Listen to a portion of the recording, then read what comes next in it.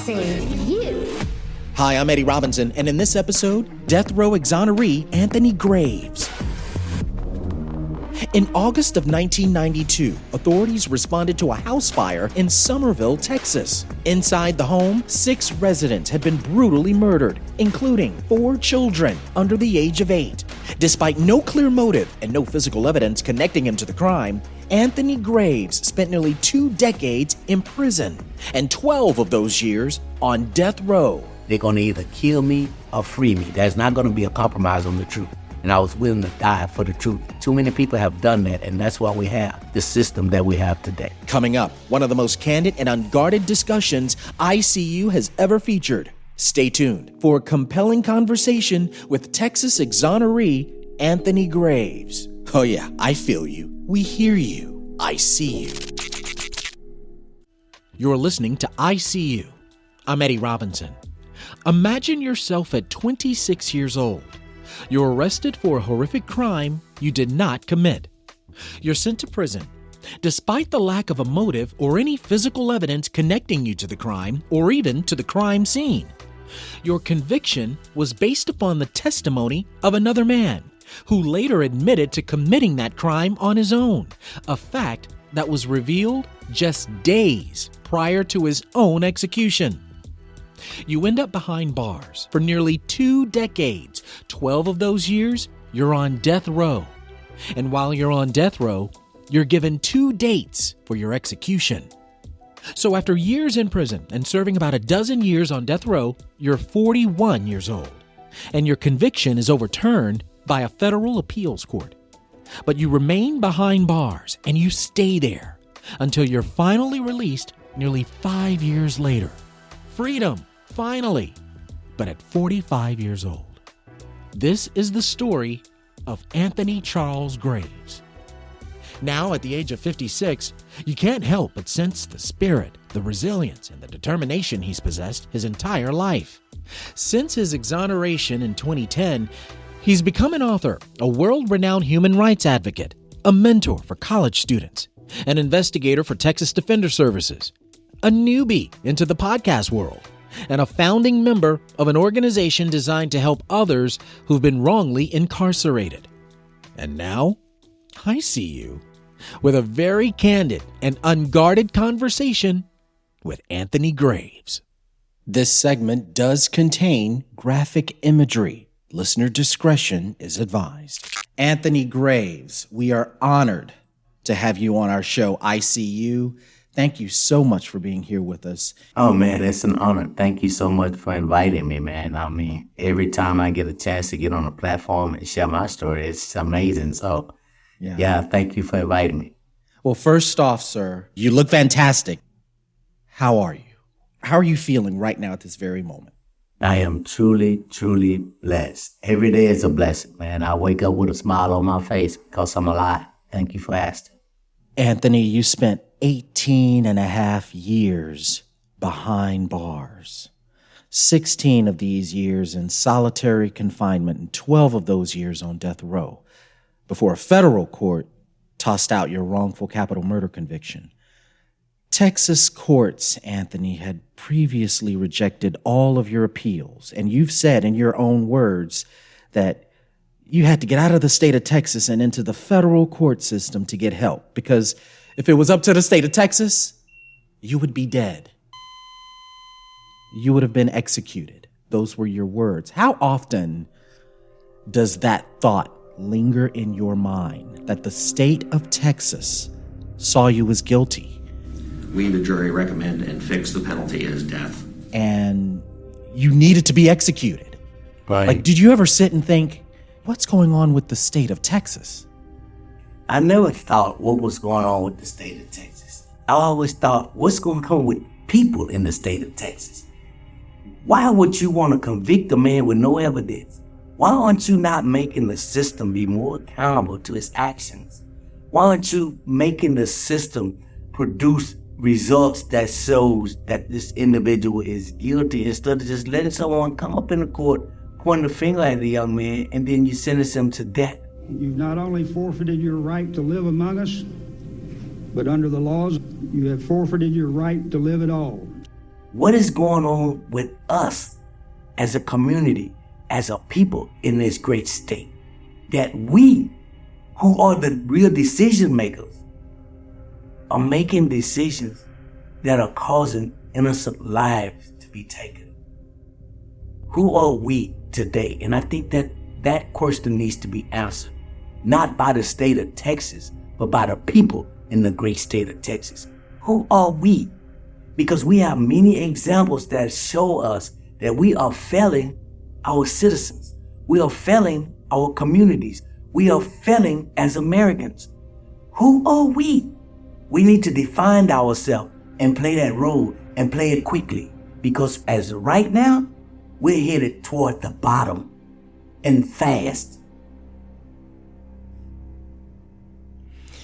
I want to play a part of an interview that was conducted with the TV program Democracy Now! From New York, this is Democracy Now! This was back in 2012, where you spoke about the testimony that you gave to lawmakers on Capitol Hill about solitary confinement in U.S. prisons, including the conditions of many state death row facilities. And this was the first time that the Department of Justice held hearings on this issue. The TV program Democracy Now! Had played footage from that hearing where Senator Richard Durbin of Illinois asked the then head of the Federal Bureau of Prisons, Charles Samuels, what happens next in the Federal Bureau of Prisons when someone has reached that extreme in their personal conduct? About the conditions inmates would exhibit, including self-mutilating behavior and just really intense behavior that was happening in solitary confinement. They were saying that it's policy to transfer these inmates to a psychiatric facility. But in the interview with Democracy Now!, you were like, no. They say that on paper, but what they do in reality is far from that. There's a culture of madness down there. And I spoke with one officer, and I asked him, I said, man, why do you treat people the way you treat them down here? He said, man, because I feel like I'm doing society a favor. You know, so that's the kind of attitude to have toward the inmates. So this whole notion of them following the guidelines that this guy is talking about on paper, it doesn't exist. That part of the interview that you conducted on Democracy Now! Really stood out to me, and it makes me wonder, but for the fact that you were exonerated, spent nearly 2 decades behind bars, a dozen of those years on death row. If you hadn't stood up to raise awareness to this issue, do you think this would have received the attention that it deserved? No, of course not. We move on to the next thing, and we do that quickly. We had to pause when it came to me because I was standing up and I was speaking out, and I continue to do that today. I demand that you listen to me while I share my story with you, because you are the one that did this to me. You are the one that allowed the state of Texas to do this to me. You are the one that voted to wrongfully convicted me. So I demand that you stay there and let me tell you my story. Let me tell you what you put me through. I demand that. And had I not been demanding that, no, we would have moved on to the next thing way before now. When you learned, or at least when you saw, or perhaps noticed that the then Bureau of Prisons director was indeed a black man, Charles Samuels, how did that register in your mind, if it ever did? You know, be honest. It did. I'm going to be honest. It did, because when I look at the next black man, I think surely he has to understand what we go through. He's a black man. Surely he has to understand the prejudice, the biases, the races that are in our organizations and institutions. I know he has to know this. He's a black man. So what is he doing? Is he sitting up here telling these white people what they want to hear so that he can keep his job? So that he can say, yes, boss, I'm doing the right thing. I'm holding them back for you. Because I've seen this. And as he sit there beside me, explaining to the powers that be that everything is okay, well, let's just say this. Mr. Charles told me that we still have a long way to go. So yeah, I looked at it and thought, oh my goodness, I only see this on TV, and this man there is sitting right next to me. Wow. You're listening to ICU. I'm Eddie Robinson, and we're speaking with death row exoneree Anthony Graves. I'm wondering if there had been this notion of, to look at it on the other side, what other alternatives are there? Someone would say there are inmates that are dangerous. They commit some serious crimes. Of course. What alternatives are there? Are these prisoners receiving the mental health treatment that they should deserve? What do you say to that? Well, there are many alternatives. Number one, you don't design something to break a person's will to live, because that's what solitary confinement is. It's designed to break your will to live, right? Now, I understand that some inmates are not non-cooperative. Some inmates have behavioral issues. Those are mitigating factors that need to be addressed. And you don't address them by putting them in a hole and throwing away the key. You design something, even though when you have to give them a timeout, but it's designed to get them back to that place of normalcy.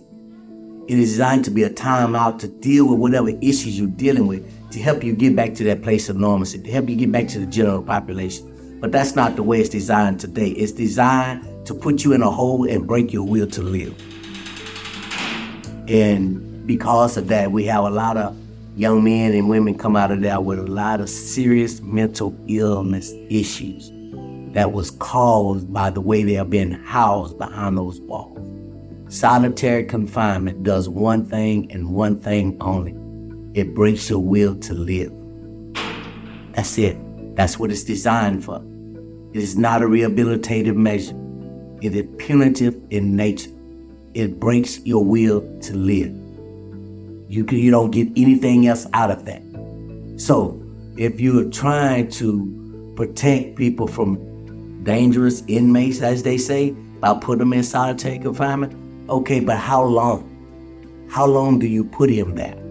Until you start recognizing what his real issues are and help him get back to that place of normalcy. Where is that part of the package that goes with solitary confinement? That, okay, he needs a timeout, but now we need to address his issues to get him back to that space where he's normal, instead of just putting him in this hole and letting him rot, and then sending him back out to society and asking us to deal with him. Why do you think recidivism is still high? Why do you think crime is still high? Our prison systems are letting us down as Americans. And they're sending people back home worse off than they were before they got there. And we're left to deal with that.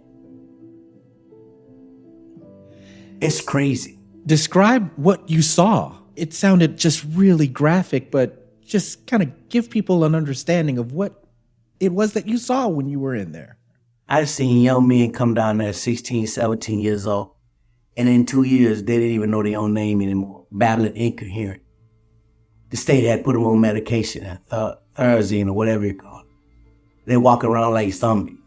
I seen men who just gave up, who you look in their eyes and it was just an empty shell.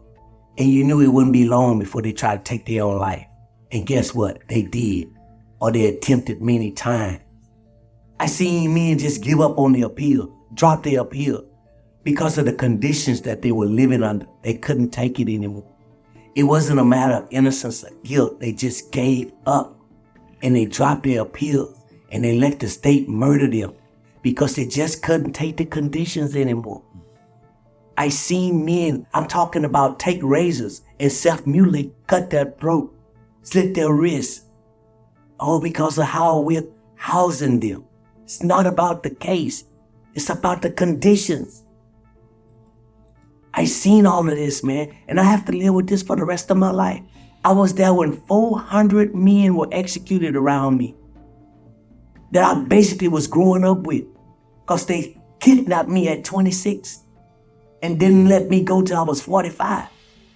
I was growing up with young men who were taking their lives, who was dropping their appeals, who was going insane. And at the end of the day, our state was saying, but we still have the right to execute them. And we were executing one, sometimes twice a day. I had to live with that, man. Mm-hmm.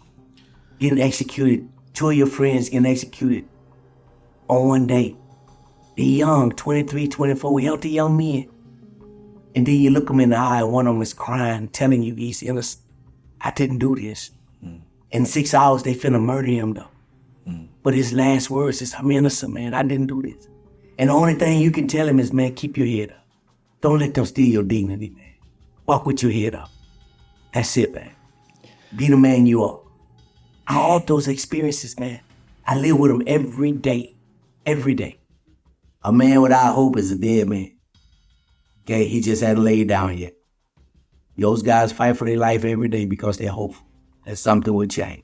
Something will happen. And what kept me alive is hope.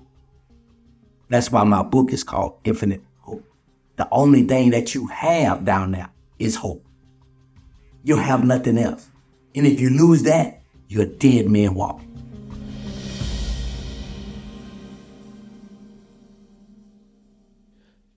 Coming up, more with death row exoneree Anthony Graves, and we'll find out how Anthony's family's doing, namely his 3 African-American sons, who had been without their father for 18 and a half years. Plus, we get more insight into the prosecutor of Anthony's case, Charles Sebesta, who used false testimony during the trial and kept Anthony on death row for years. Anthony has indeed seen the prosecutor and spoke with him since his release. What was said during that exchange? And how does Anthony feel about him now after being wrongfully convicted of murder? A powerful segment you cannot miss. I'm Eddie Robinson. I See You returns in just a moment.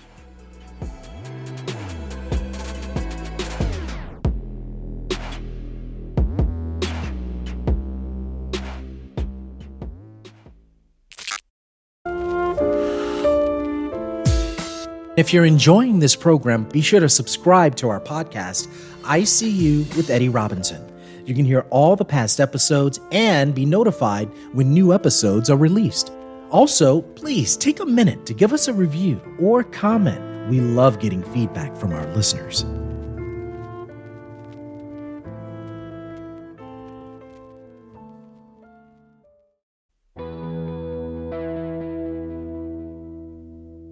Welcome back to I See You. I'm Eddie Robinson.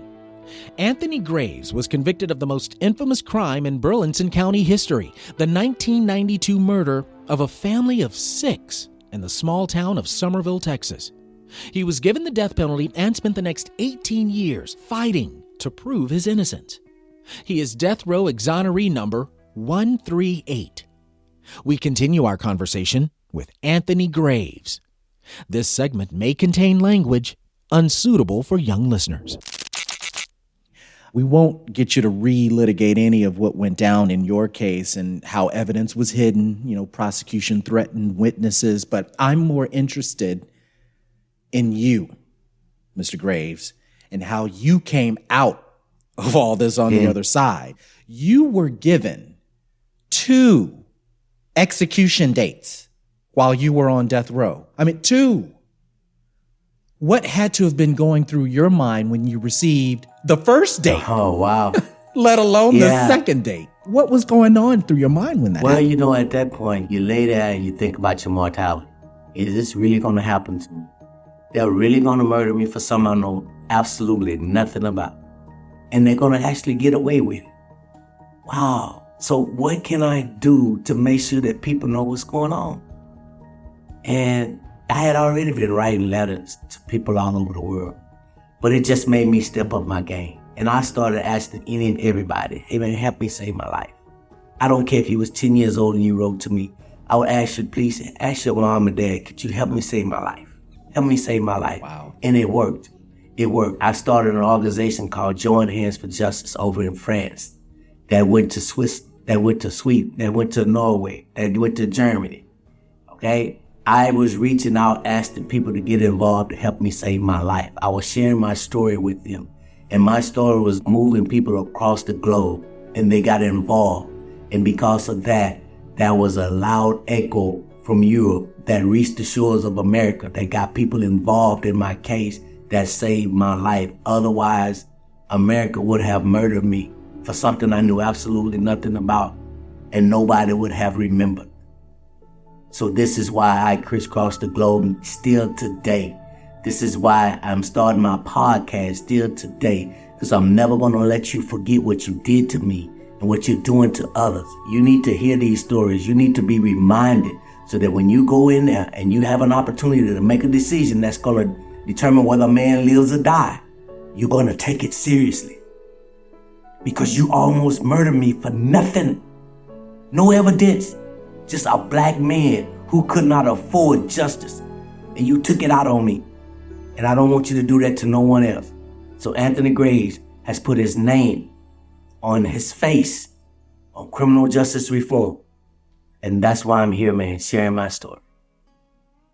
You were a father of 3 children. How are your children? Man, my boys are doing great, man. You know, they working. Their life is good now. It wasn't always. You know, their dad was kidnapped from them. Their dad was their strength before that happened, you know. And so a lot of things took place in their life over those 18 and a half years. But today they're doing great, man. They're amazing boys. And I'm sure their memory and what being like their father, you had to have been thinking about that while in prison. I mean, you're in prison for something that you did not do. But your family had to have felt like they were in prison with you, right? Yes, of course, man. You know, I never forget when I did come home, my middle son, he told me this story. He said, Dad, when Grandma called me and told me that she was getting out of prison, he said, I was on the Washington Nebraska on the river. We was just out hanging out. He said, when I got that phone call, you know, while everybody was just hanging out, he said, I walked away from everybody and I just started crying. He said, I wasn't crying just because she was coming home. I was crying because I knew that because she was coming home, my life was going to change. Okay? That was my son telling me that his dad meant so much to him that he had to cry because he knew his life was going to change because his dad was now home. And my son was telling me this when he was a 28-year-old man, that for the first time, he's going to have guidance in his life from his dad that's going to change things for him. And today he's doing great. He's working. He's been on his job 5 years. It's the first time this has happened to this young man. Because he had given up because he thought life had given up on him. And then his dad came back home. And his life is great now. And I'm so proud of it because I watched this young man pick himself back up and said, if my dad can do that, then I can do anything. And that's what he's doing today. I have 3 boys, 3 African-American boys, and they have not been in prison or anything. So I'm really blessed because, you know, stats says that 1 out of 3 African-American men go to prison, on parole or probation. My 3 boys, none of that. So I'm so blessed. That's very fascinating you say that because I've watched and rewatched old videos of you even during your booking when you had first been arrested. And you were feeling like, wait, is this all a joke? You know, what's going on here? Yeah.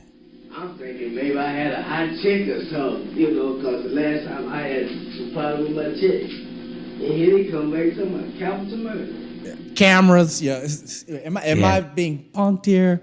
And then to see you and hear you in these hearings and watch your candor in interviewing and talking about the severity of all of this, you reminded me of my father and his candor. But for grace, it could have happened to my father or anyone. And it seems as if there's a different kind of language that as Black Americans, we have to ingest. It's a culture, a language within our tribe that we're one way with our family. And then the minute we step out of the door, the minute we step out in public, especially when law enforcement happens to be around, or if you're from the state of Texas, it feels like it's worse. Can you respond to that? Well, what's going on there? What's that dynamic like? And some other people outside of the Black American experience just don't really sort of see that. That speaks to the fact that we need to have more dialogue. We need to have more conversation around these issues. You know, we just can't continue to skirt around them, act like we're just nice to each other, then the issues go away. That's not the way it works, man. In America, Black people have had to be 2 people. We've had to be who we need to be to survive, and we are who we are when we're at home with our family, protecting them. We've had to be two people. We've had to, when seeing a white woman walking down the street, we used to have to go across the street just so that we didn't get in any trouble. Okay? We've had to be two people. One, who we need to be just so we can survive out here. And two, who we are, so we can show that love and family strength to our families at home. Teach them how to be real men. But when we out, we got to be who we need to be if we want to come back home. You know, that's bad. You're listening to I See You. I'm Eddie Robinson, and we're speaking with death row exoneree Anthony Graves and how he's living life as a free man. Not too long ago, I'd say about 6 years ago, the DA in your case, Charles Sebesta, was disbarred from prosecuting the case. He was found to have hidden evidence. I disbarred his ass. There he you wasn't go. just disbarred. I disbarred his ass. All right, now we can carry on. I love that. What happened to have you disbar him? What did you do? Well, that was a amendment to a piece of legislature that now allows a person who's been wrongfully convicted, that has been misconduct in this case, the statute of limitation now doesn't start until you out and runs for 4 years, as opposed to what it was originally, where once you convicted, the statute of limitation starts running for 7 years. Well, it took me 18 and a half years to come home. So with that statute being in place, I was not able to file a grievance against the prosecutor. But because they amended part of that law that allows you to go after prosecution up to 4 years after your release, I took advantage of that amendment and filed a grievance to the state bar against the prosecutor that led to his disbarment. So, in other words, I would like to say that you can use that same law to achieve a measure of justice, as opposed to picking up a gun, going out there trying to achieve. And I'm saying that to you young people out there that are frustrated, that you don't think you're getting a fair shake, and that you're angry and frustrated. There are laws in the books that you can use to get your measure of justice. I did it. I did it legally. And that prosecutor can never, ever again prosecute someone else. So there's ways to do this, like my grandmother used to say. Okay? There's many ways to skin that same cat. Okay? You know? So I'm just saying, don't get yourself in trouble seeking justice. Seek it the right way. I love that. And that was your doing. That was really what you accomplished. Yeah, I'm not playing. Yeah, exactly. I'm not playing. And it wasn't. I'm not playing with this thing, man. But the thing we is, need a better it was system. yesterday. This was like 5-6 years ago that this transpired. But for the fact that that wouldn't have occurred, he would more than likely still be practicing law. But the question that I was getting at is, have you heard from him? Have you heard from Sebesta? Have the two of you ever communicated with each other? Well, I tell you, you know. Or would you want to talk to him? You know, the picture is much bigger what would you say for me than Sebesta, right? We're talking about criminal justice before. He's such a small pawn in this big old chess game. But I did see him when we were having the hearing for his disbarment. He was in the hallway when I got there. And I was talking to one of my attorneys who had represented me during trial. And he knew her. So he walked up to her while we were talking. And he addressed his eyes. Hey, how you doing, Lydia? And I'm just standing there, but he's not addressing me, right? I feel like I'm always the bigger man, right, in situations. So I looked at him and I said, Mr. Sebesta. And he looked and I put my hand out. I said, no hard feelings, man. And he looked at me and he grabbed my hand and he shook it real tight. He said, I'll shake your hand, I'll shake your hand. But to me, the way he shook my hand and grabbed it, I think that was his only way to be able to apologize. It's hard for a racist to apologize to the person that he's racist against. But he gave me a very firm handshake. And I took that as an apology. And for me, that was closure. And then I went into that room and I disbarred his ass. That's it. No hard feelings. Yeah.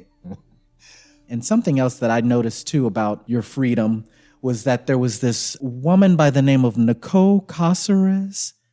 Well, that brings a smile to my face when you call her name. Yes. Tell us about that smile. Yeah. Tell us about that, because in and of itself, she was a journalism professor, hard-nosed attorney with the Innocence Project of Texas, who worked on your case for 8 years to prove your innocence. And she even reactivated her license to practice law in order to join your defense team. Tell us about that smile in your face when it comes to what she's done. I mean, you can't really even put into words the character of this woman.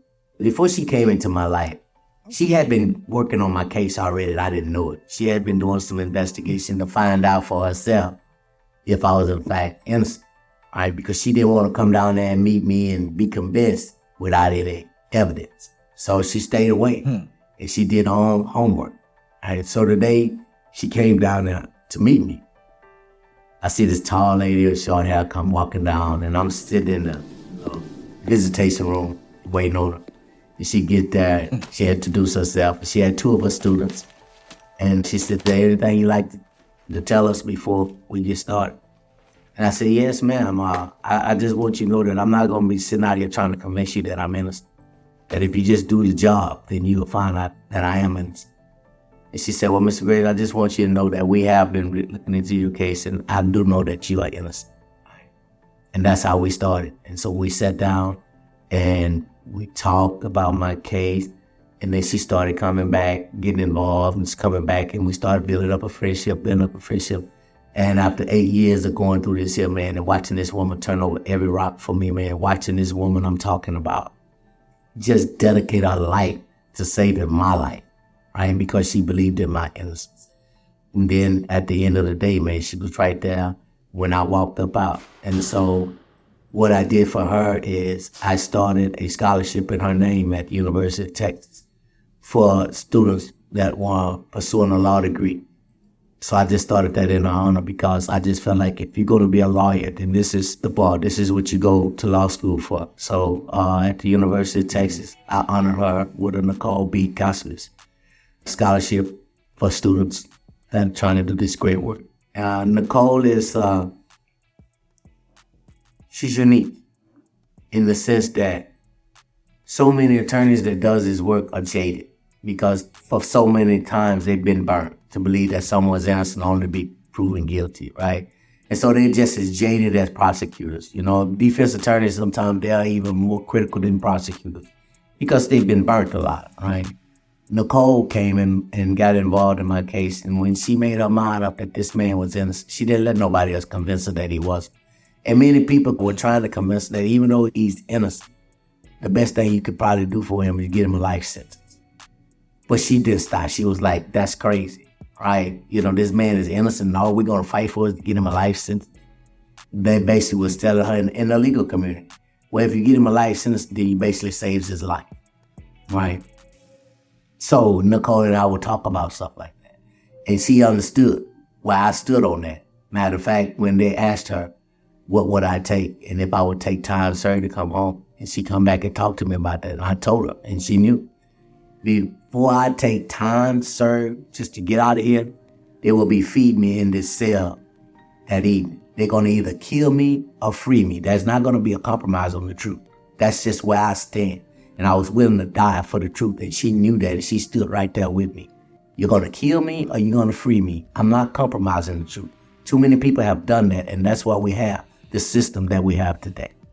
It's a plea bargaining system, and we need to get away from that. And from what I gathered, you discovered that you were free on the radio. Yeah. It was like a prison show, KPFT. It's time to holler down the pipe chase and rattle them bars, because we're going to do a prison show for you right here at beautiful old historic. Why I discovered that my case had been overturned. It was another inmate that had heard it. I was listening to the Astros game. And I was an Astro fan back then. We was good, right? And I'm listening to the Astros, man, and a female guard came by my cell, and she throws a note in there. And I'm like, "What's going on?" And she said, "That note is from another inmate. I think it's something about your case." When I heard that, I wasn't in no rush to jump up and go get it, because you never know what that news is, right? I'm on death row, right? It could be that, hey, man, they just found out you got an execution date, because that's how you found out, right? So I wasn't hurry to pick up the note. But then I finally got up and I went and picked up the note. And I opened it up and the note read, hey man, congratulations. I just heard on the radio that your case had been overturned by the Fifth Circuit. So that's how I found out my case had been overturned. But it still took me 4.5 more years to come home because the county decided that they were going to retry this perjury case. And they didn't care what the court had said. I didn't know if I was going to walk out or they was going to carry me out in the box, but I was determined to let the world know my story. Fortunately for me, I was able to walk out, right, as an innocent free man. And the world still knows my story. But yeah, man, it was something else. But Nicole, man, is my hero. That's my big sister, my angel, my hero. She's family to me, man. She's family.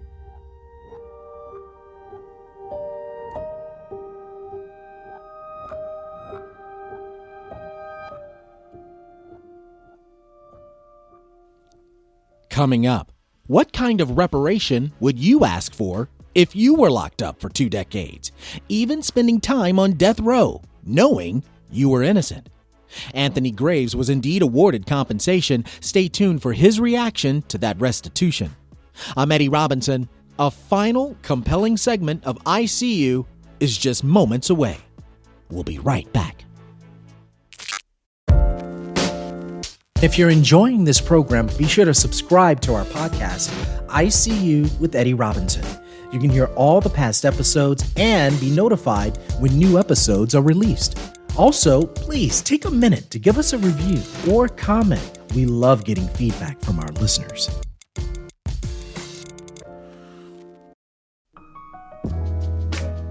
It's I See You. I'm Eddie Robinson with Death Row exoneree and now Chief Community Liaison for the Harris County Public Defender's Office, Anthony Graves. He's working to push changes to a system in desperate need of criminal justice reform. Anthony is the first in the nation to serve as a liaison in this capacity, but he hopes to expand this role in regions and counties across America. I see you as we wrap up our chat with Anthony Graves. Do you ever get angry, really angry with anyone because your years of becoming a young adult into forming a career, that was taken away from you? That development was taken away from you. Those years you will never get back. How do you cope or deal with it? You wouldn't want them back. I wouldn't want them back. And they didn't steal nothing from me. What they did is they took me down there and sharpened up my iron. Okay? That's what I did. I went to an all-boys school, all-men's school, and I learned how to advocate for criminal justice reform on behalf of the rest of our society. So they didn't take nothing from me. They sharpened up my skill set, all right? And they sharpened up my skill set long enough for me to come out here and be very effective. I'm very effective in what I've been doing out here. And it's because of what they did to me that allowed me to develop this craft, this orator skill set, where I'm able to go out and I'm able to tell them my story, get people to get involved and make change.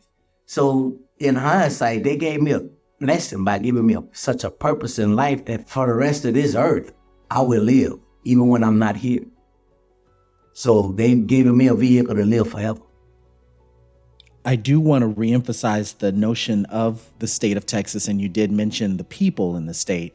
Texas operates some of the meanest prisons and jails in our country. There's perhaps even this underlying network of Texas prosecutors, law enforcement, and lawmakers that actually work hand in hand. And there's a history that solidifies that, right? Yeah. What are your thoughts on that? Well, let me just say this, because I'm an optimist. I believe things are changing, okay? I'm now working in the system, right? As I say, I am here at Harris County Public Defender's Office as the community liaison.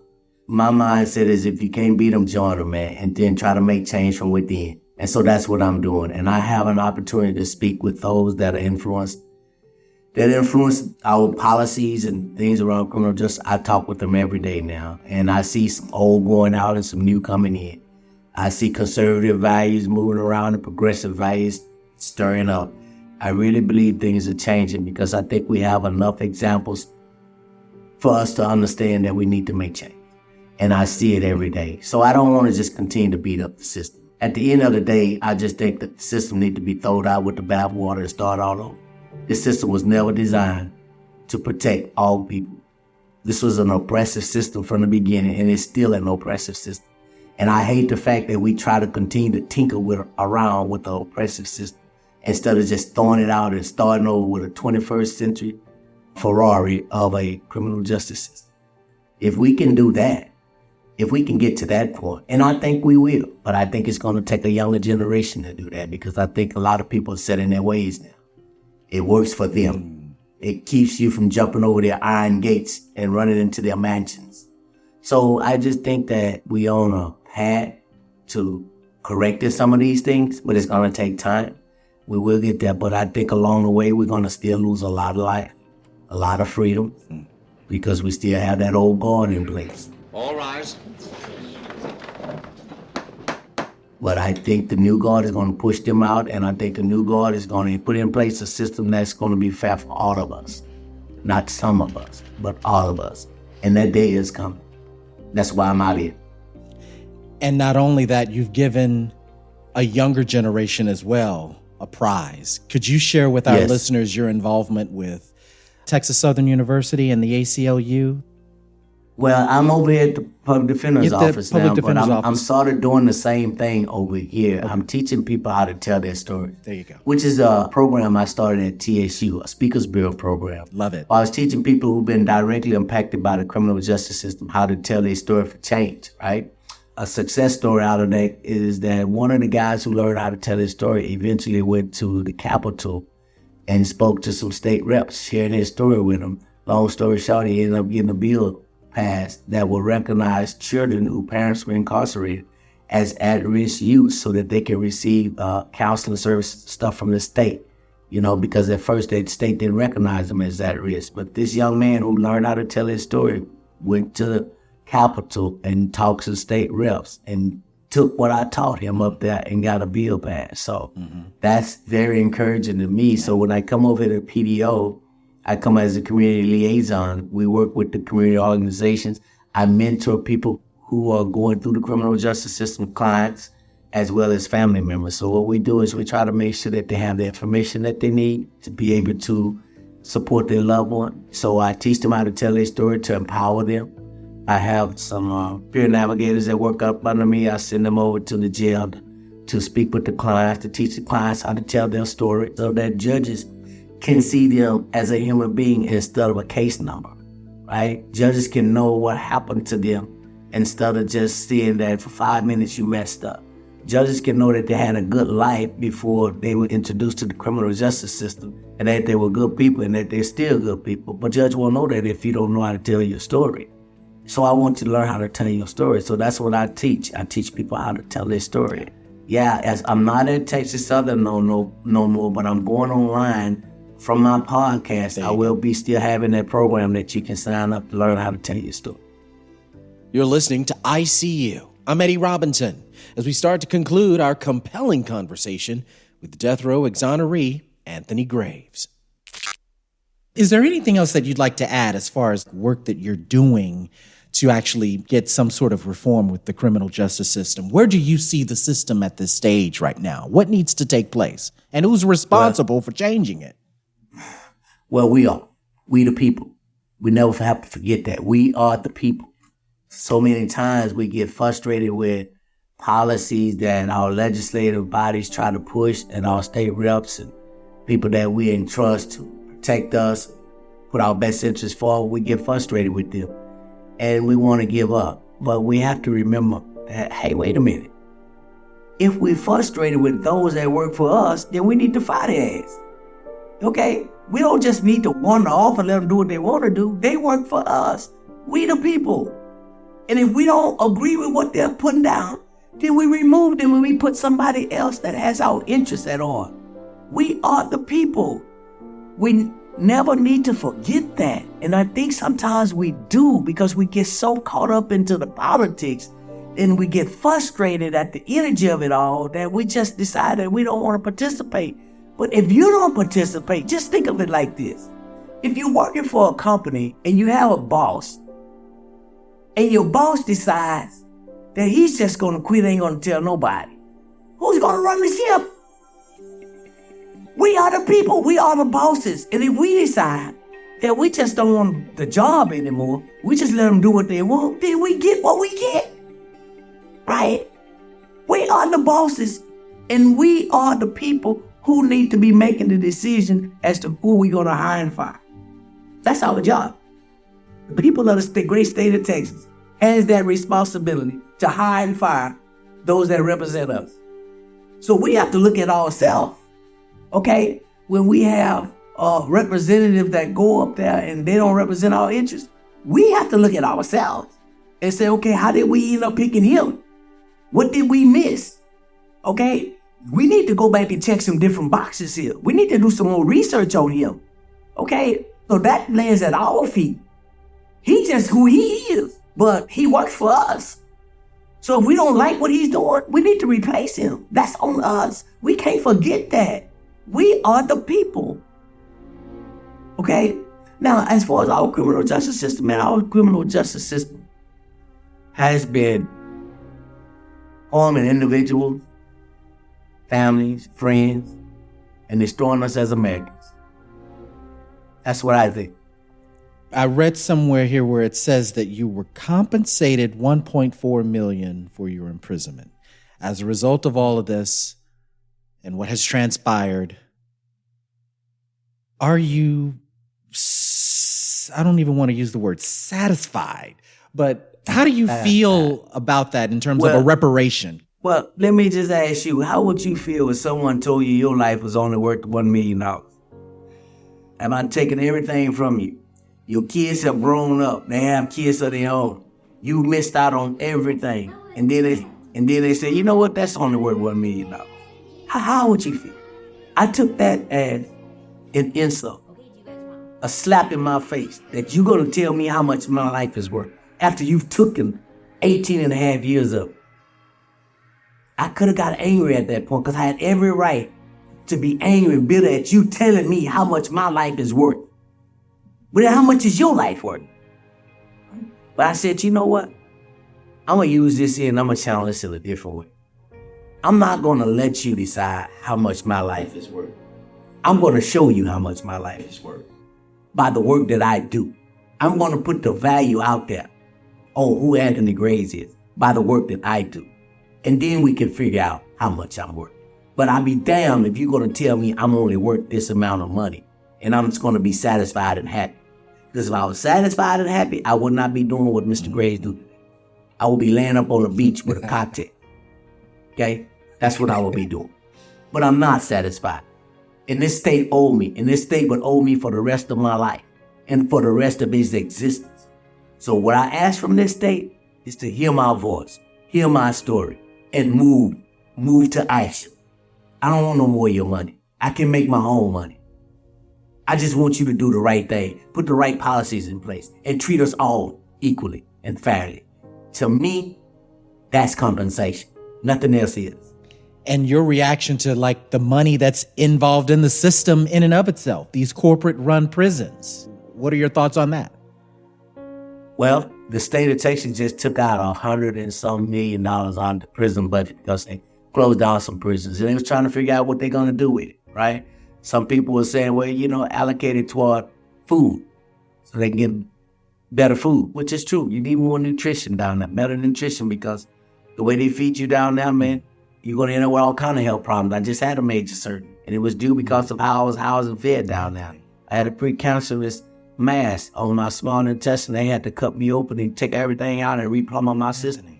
That's not hereditary. That wasn't in my family. That's because of the way I was housed, sleeping on a steel bunk, eating food full of salt all day, every day, right?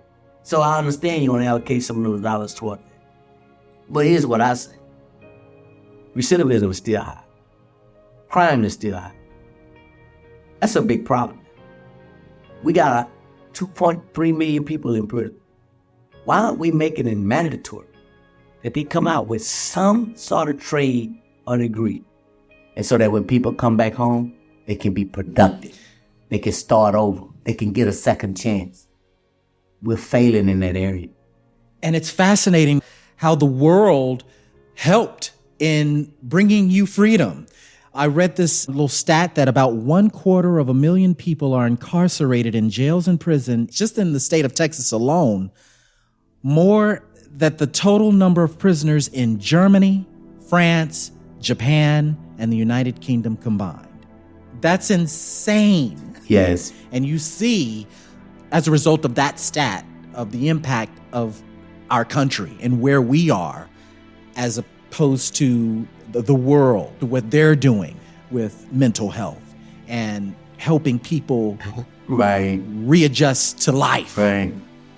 Since the year 1819, 1,326 people have been executed in Texas as of June of this year.